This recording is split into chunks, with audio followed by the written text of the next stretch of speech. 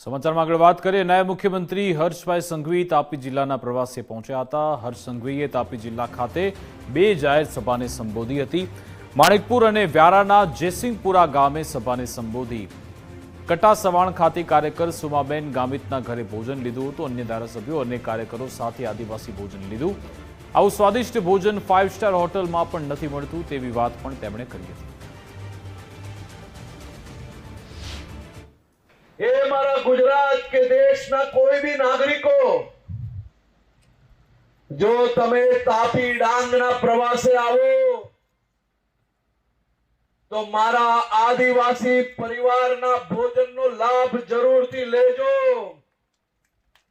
हाँ, मारा आदिवासी भाई बहनों ना घर में लिंपन पर बेसाड़ी ने तमने जे प्रेम अने लागनी थी भोजन करावशे तेवुं भोजन आखा देशनी मोटी मोटी 5 सितारा होटलनी अंदर नहीं मळे तेवुं भोजन मारा आदिवासी भाई बहनों आज कराव्युं छे।